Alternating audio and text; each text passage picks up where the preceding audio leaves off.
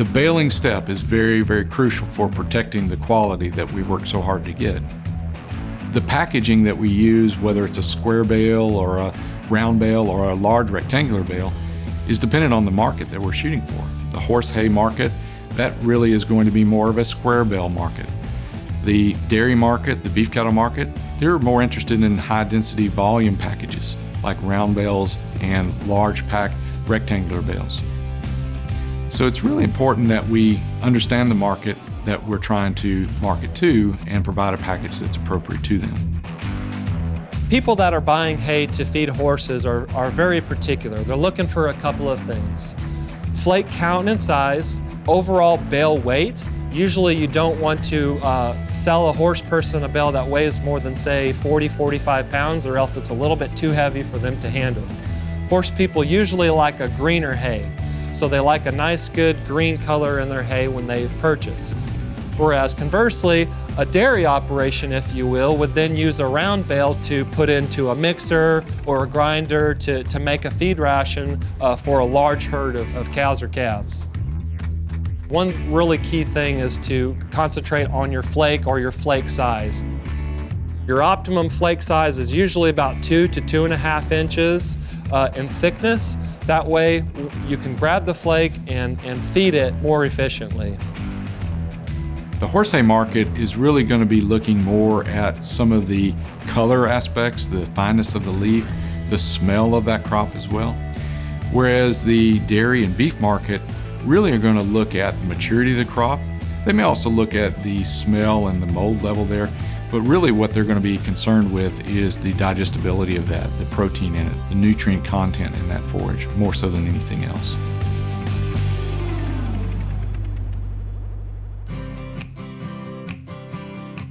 The ideal moisture for baling hay is right around 15%.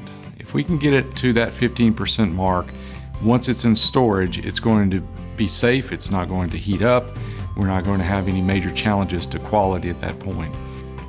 If we bale too wet, one of the challenges that we're going to have is a lot of fungal growth. The fungi will actually consume some of the forage, and in that process they actually build up heat. And that heat can actually build up to a certain point such that the hay may actually catch on fire.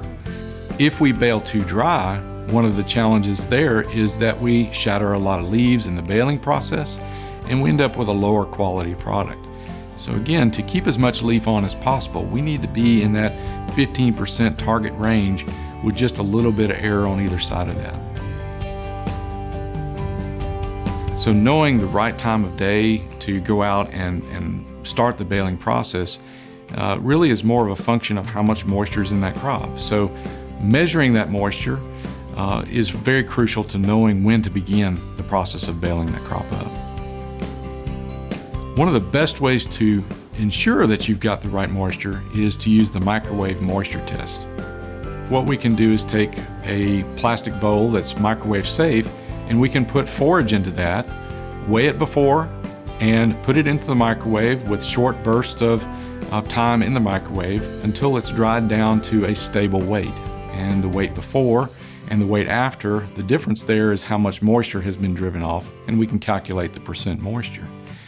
When you do that though, it's really important that you actually put a cup of water in that microwave. Ask me how I know, because one time I actually caught my wife's microwave on fire. Yeah, that was not a good day.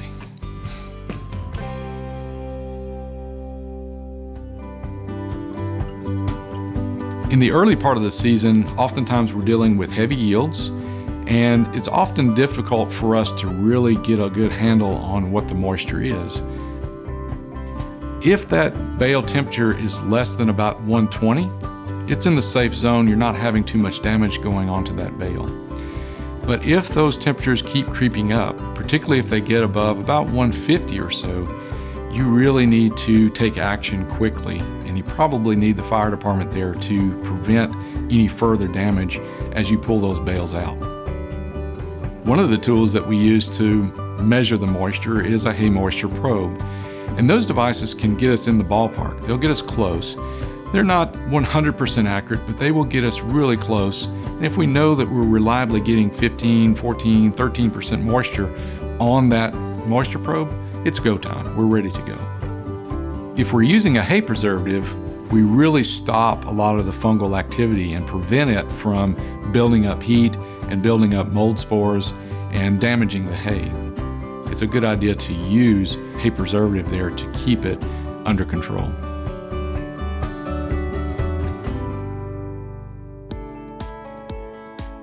A key factor in small square baler performance is the pickup head height itself.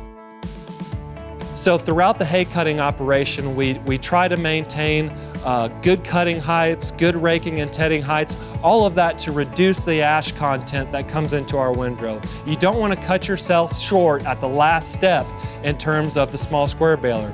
Make sure you set that pickup height for an inch, inch and a half of ground clearance to reduce the chances of it picking up any dirt or debris and getting into your windrow. You want to try and maintain a flake count of around 12 to 14 flakes per bale.